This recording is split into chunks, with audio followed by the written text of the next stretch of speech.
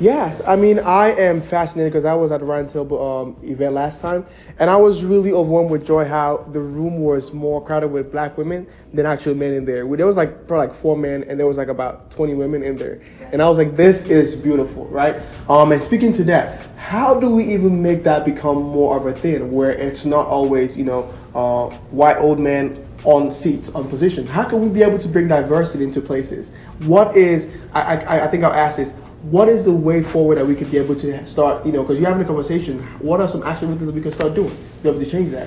I mean, I think we're witnessing it this week with the Supreme Court Justice, right? I mean, yes. I think these are the kind of things that have to be part of our, just the natural way we do things, is that we have a diverse, mixed representation Exactly. of people. Yes. Whether you're an old white guy or a young, beautiful black woman, you all have a different perspective, like you were saying, and a different view. I say that I am a white, privileged male living from Johnson County because that's who I am. That's my experience. And I can't even pretend to try to understand what it was like for you to come up. I'm not going to. Yes. But I'm going to tell you that no matter what, I love you. And no matter what, we're on the same team. And that we need to get in the same boat and row in the same direction. And I think more of that needs to happen. It's true. I think that's so well said. And thank you. What I see from Bill is a cultural humility that's necessary. And you said it, Zeke, just even calling out and saying that you are a product of white privilege in the same ways that I'm in spaces and I say, I've had a privileged background for a person of color in many instances. While I show up in spaces, I'm still a black woman. I recognize that both my parents are college educated. And some of the opportunities that were afforded to me because of that. Yes. And so that's what actually is really a catalyst for much of my work that I do. What I feel is to whom much has been given, as Bill said, and how do we continue to open up doors? And people have said it much more eloquently than me, but not only do we create more spaces at the table, but how do we build a larger table? Exactly, Because what I yes. found is, so people say, oh, Nicole, but you were there in a certain room or an entity or an event, but what they don't realize, I may have been in the room, but I wasn't at the table. You can be in the room, but do you really have a voice that's valued? Wow. So that was one step. So I want to continue to push forward. Yes. And so that's much of the work that I'm doing. But you talked about how do we change the room? How do we change the room? Yes. Because of access. So there's two things that I've been doing. I've been pushing on people of color who are in spaces to who are you inviting along with you? You have been in an environment where you may have some influence and some voice. How are you using that? Because there's internalized oppression. Yes. And what I've seen in spaces that sometimes somebody who is a person of color may have arrived in a space and they feel like, I got here. And it's just like, okay, there's only room for one or two. And instead of saying that there's an abundance, Yes. and how do I continue to open those doors and push, right? So there's that, and then also, how do we instill inclusive leadership in individuals and share power? And talking to people who are white leaders about what that looks like is so crucial. And who are they looking at in terms of recruitment pipeline and on their teams and exposing biases and affinity? How many times I've seen people in environments, well-meaning, talking about people from their same alma maters, outside the circle. How are we othering people? But if you haven't had that access, you're automatically outside the circle. How are we othering people? Whether intentionally sometimes, but for the most part, I find unintentionally. So having those conversations that we would just enough about you, like you said, I love you enough to change in a direct voice and saying, I care enough about you, like you said, I love you enough to change this environment because our community deserves better. Exactly. But I want to ask you this, Bill. I want to ask you, so what is the vision between Sharewaves, right? What is some issues that you guys are tackling that you think don't get enough press or don't get enough, that need solution that you guys are tackling right now? Well, right now, clearly we have a ripple effect of COVID as it's impacted our kids. And the Surgeon General has identified adolescent mental health as a national crisis. Kids have been separated, isolated, alone, left to the virtual, school, trying to navigate all kinds of technical and technology issues, trying to stay connected, and we failed them.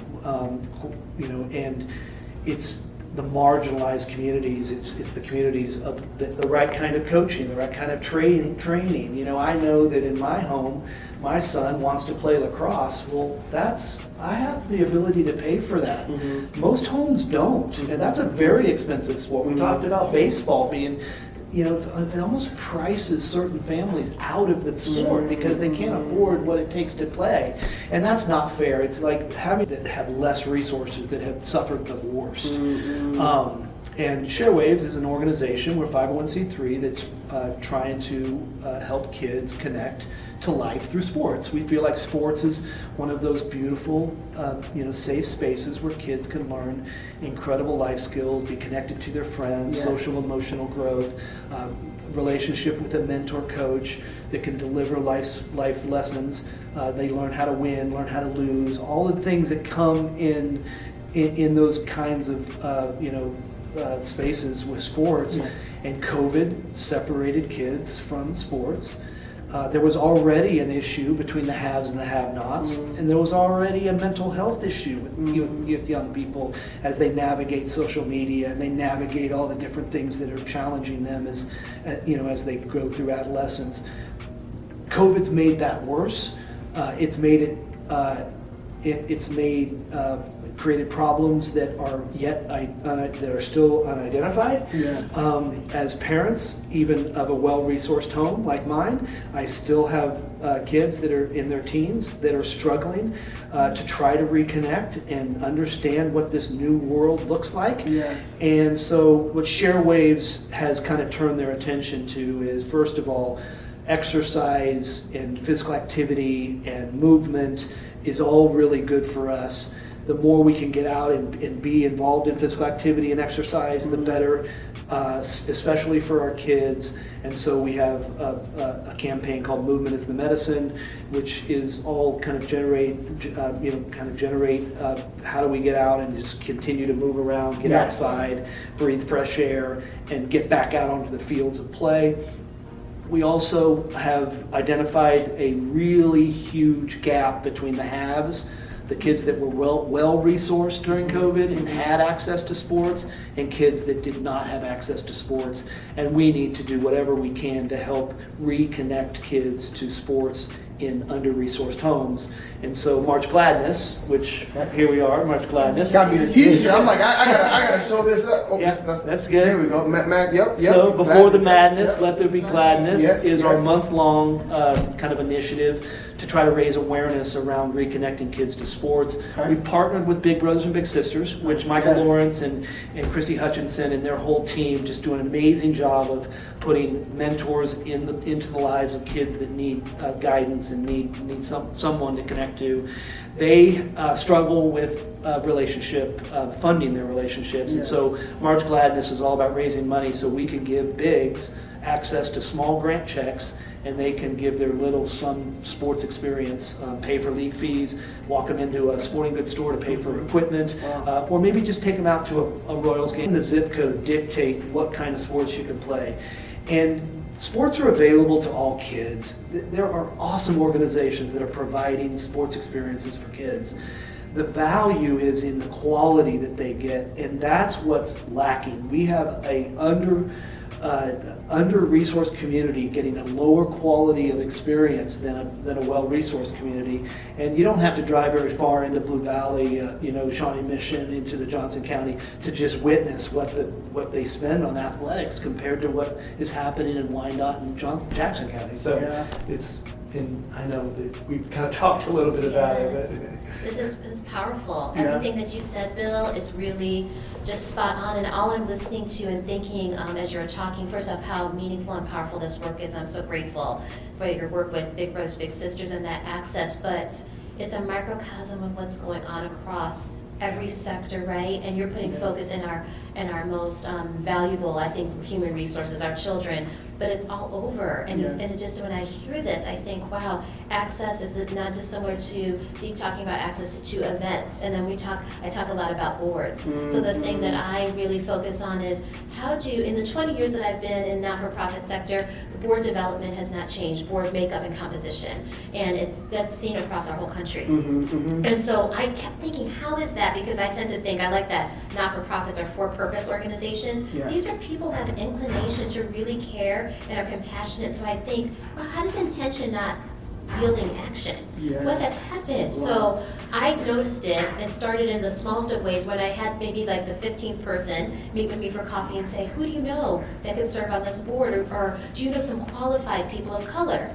And the first few times I would give a list of friends, and then it was probably like the 5th time I started bristling and I realized that qualified was a dog whistle term. They didn't say that about other areas and communities. When we say a board member, there's an internal list of competencies that I automatically kind of check off, and you don't have to say qualified. Wow. And so I started thinking about we value people differently on their contributions, and our compass for serving on boards has always been influence and affluence, who can write those checks. And we know who's had access to that has primarily been white males, as you were mentioning, Bill. Yeah.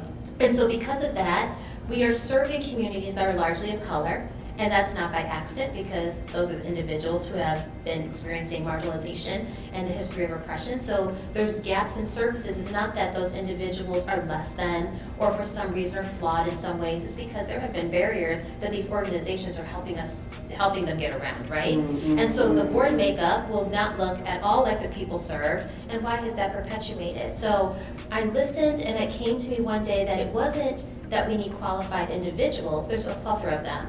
What we need are qualified boards to have inclusive leadership and shared power to not only recruit those individuals, but to retain them. Because what I would largely see is I would have a friend, I would give one of the names, right? Because I have this list of people that I know, oh yeah, sure, they'd be great for your board, and I'm really enthusiastic. And then they would serve one term, and they would do a good job, and then that was it. And then people would come back to me and say, who else do you know? And I'd say, what happened to that individual? Or I'd circle back to my friend, and I'd find out that very thing I talked about earlier. They were in the room, and they were at the table, but people talked over them. People didn't acknowledge their ideas. They didn't feel welcomed and belonging. And so it perpetuated. So I have one thought about this, and this comes from my experience with being on boards, but also being in the nonprofit world. Managing a nonprofit board is not easy. And when you're charged with running an organization and you're thinking about a board, sometimes you're just trying to check the box because that's part of your 501c3. You have to check the box, you have a board.